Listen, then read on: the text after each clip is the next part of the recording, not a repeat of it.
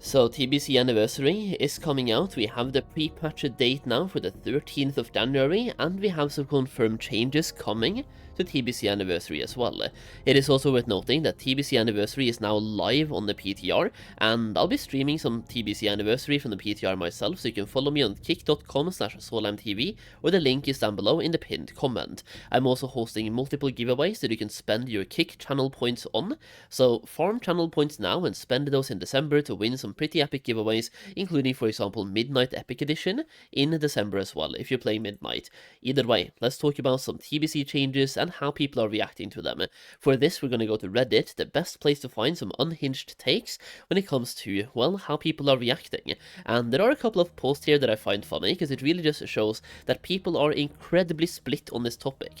So I'm not going to read through everything, but I will read through the post itself and a couple of the top comments from each of them. I will also say there's some mage boosting stuff potential on the PTR that you probably want to know about. So, post-nerf raids are embarrassing.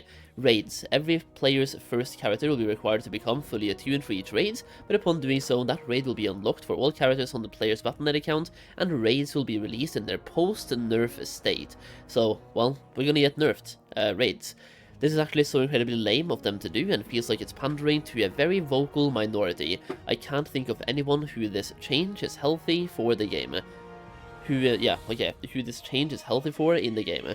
Part of the reason Nax and Sunwell are so memorable and nostalgic is the challenge they provide, SSC and TK being challenged on the open WA part of was part of the reason why they were so fun in classic TBC.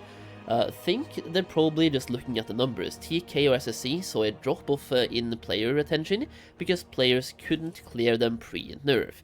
The same drop-off in Ulduar kinda tells you that a lot of classic WoW players don't want to progress through raids, they want to clear them in the first week or two. The people who want harder raids mostly clear them in the first week or two anyway. The people who actually want hard raids play retail, LOL.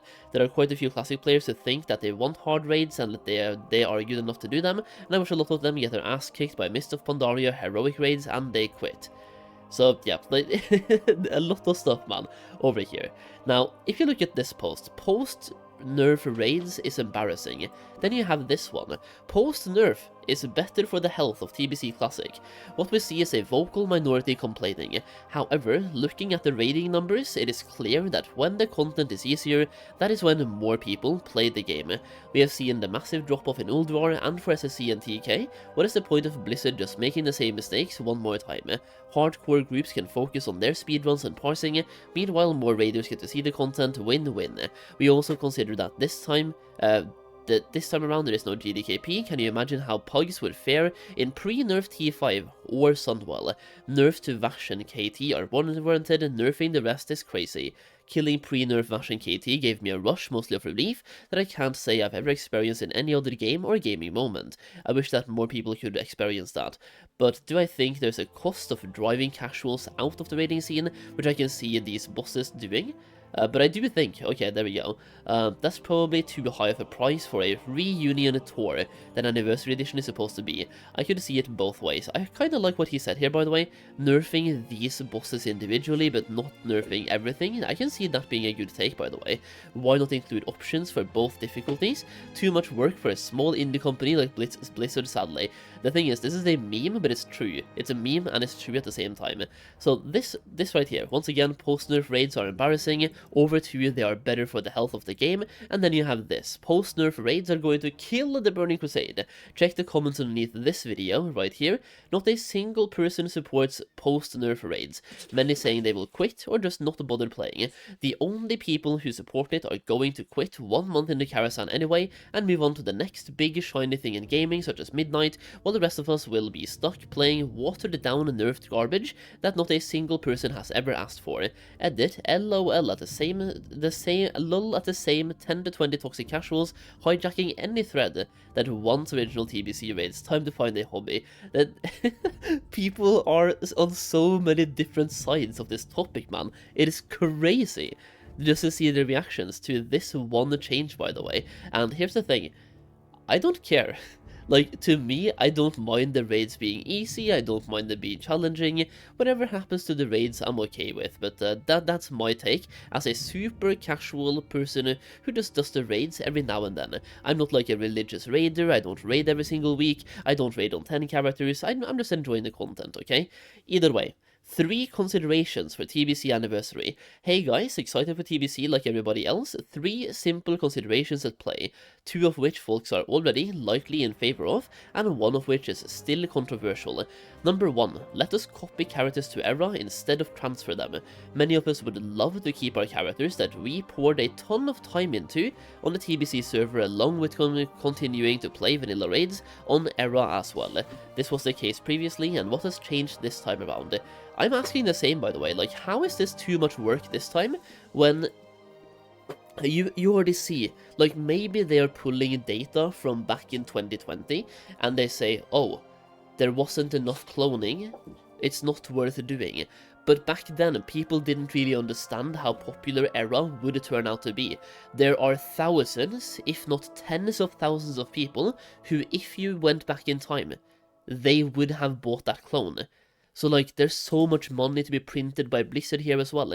If 10,000 people would buy a clone right now, which there's definitely 10,000, probably more, and you put the cloning service to $10, and each person clones on average 2 characters, that is like, what, $200,000, if my math doesn't suck, right in their pocket. I'm sure if you put 1 developer at work here, he can probably spend like 2 or 3 weeks of dev time and make that happen. So 2 or 3 weeks of dev time, let's just say 1 month salary of $3,000, and the company makes $200,000, I think that's a pretty good ROI for the company itself. Number 2, harder bans on bots, please. For anybody who's played TBC, yes. Like, if you think botting is banned right now in Classic, you have no idea how it's going to be in TBC, I'm telling you. Consumable prices on Nightslayer Anniversary have been obscene for the entirety of the game, and with Terracone, things will trend to be just as bad due to low availability. Terracard Force will be stacked with bots unless something gets done. Now, they have already said that they're adding more Terracone spawns, but this might not be the big change you're asking for, because if they are only adding more Terracone nodes to Terracard Forest, the bots can still control the spawns. If 10 bots are in Terracard Forest, and we don't have too many layers, 10 bots on a server is enough to monopolize the market. This is how mafias are made and how monopolies are made. Like, if you think adding more Terracone nodes in Terracard Forest alone is good enough, I don't even want to have this conversation. That's stupid. They have to do more than just that. It has to be from dungeons, maybe even get the chance to buy them with the emblems we're getting, or yeah, just like do something cool. Even the daily dungeon quests as well, when we get those, make them drop a bag, and that bag can drop materials such as Terracones, and make us able to spend currencies on Terracones as well after we've gotten all the gear we want. I don't know, like, make Terracones obtainable outside of just Terracard Forest. Number 3, more dialogue on legal and illegal loot systems. I made a video today on loot drama in Classic WoW, such as Showback, ninja looting, a shield, right? I'm sure many others like myself are sick of the soft reserve, hard reserve system that became meta in Anniversary. Raid leaders are selling the biggest pieces left and right regardless of the GDKP ban. Yeah, like with soft reserve and hard reserve, by the way, what people are doing right now is sometimes they are selling the hard reserves. So like literally you pay for a hard reserve, and you can even pay for more soft reserves. So you're technically not buying the item, you're just buying one more roll on the item itself, or like more soft reserves, right? So they're circumventing GDKPs to still make gold from raids. We need more clarity on what's allowed and what is not allowed, and actual punishments for people that are doing things that are not allowed. The only difference is that they are allowed to pocket it all instead of sharing it amongst those who helped in the raid. This is trash, by the way. This is so bad. I've heard 2 stories from close friends of a badge of the Swarm Guard being sold for 90,000 gold and pocketed by one guy. Damn, so you're telling me there's gold making possibilities here, huh? Another story where a raid leader was PayPal'd 900 bucks for a Gressil, hoping for more dialogue and clarity in general, as many have had an awful time in the SR system, and with a Dragon Spine trophy, School of Gul'dan and so on, it will likely become even worse as well. This right here, all good takes in my opinion. And then we have one change that I can't confirm yet, but I would like to invite you guys to confirm by playing TBC on the public test realm that is once again available right now. RIP mage boosting or spell cleave in TBC, dungeon mobs are getting immune to slow effects after 30 seconds, and apparently it's in all TBC content. It does not look like it's in classic WoW content, like vanilla content, but only TBC, but I can't confirm. Blizzard, please revert this change, don't dictate how we should play the game. So, number 1, if this is TBC only, how do you feel? Number 2, if it's in every single dungeon of the game, how do you feel? And just like in general, test it out. The voice crack? Test it out on the PTR, okay? Test it out. Now, at the end here, I also just want to say that if you are going to play the Burning Crusade, I do have a gold making guide for the Burning Crusade, which you can check out through the link down below in the pinned comment.